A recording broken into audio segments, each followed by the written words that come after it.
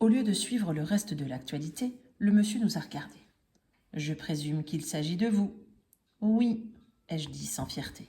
« Et ces deux charmantes personnes sont vos mères ?»« Oui, » a dit Billy, plutôt heureux de voir nos mères à la télé. « Je vais faire le 17 et je crains que nous ayons à nous quitter. Ce n'est pas la peine d'appeler la police, on va rentrer à pied. Il est tard, il fait froid, il pleut. Je n'ai pas de véhicule à vous proposer. Il est de mon devoir de vous livrer aux autorités. » Il est allé vers le téléphone de l'autre côté du couloir et est revenu en disant que la police serait là dans 5 minutes. « Si je comprends bien, je suis censée vous offrir quelque chose pour Halloween. » J'avais vraiment peur qu'il nous donne un bidon de cette soupe.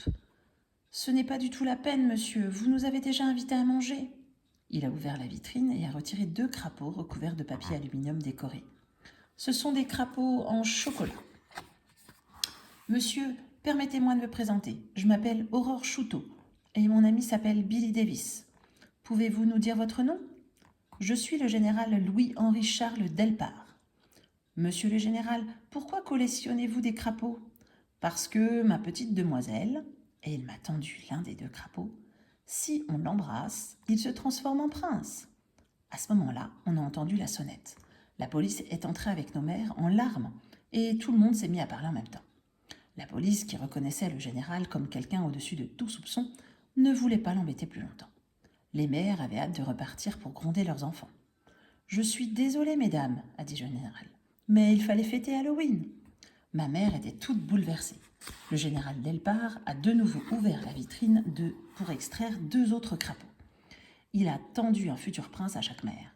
Cadeau de Halloween. Il lui en restait 459. Avant de lui dire au revoir, merci et bonne chance, Billy a déclaré d'un ton solennel. « Mon général, vous avez sauvé l'honneur de la France. » Et puis, nous sommes repartis.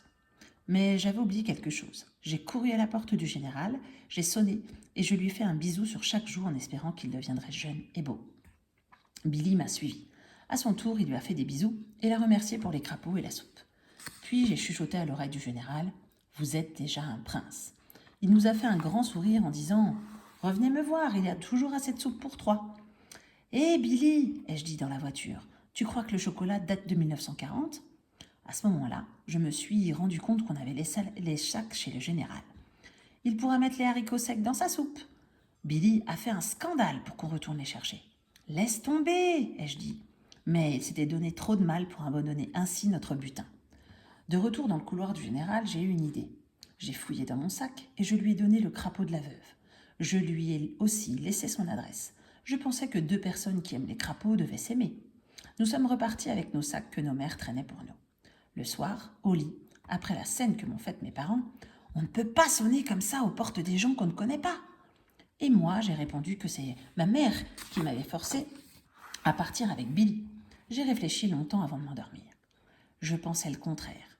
J'aimerais sonner à toutes les portes du monde entier et rencontrer chaque personne derrière chaque porte, car derrière chaque porte, il y a une histoire.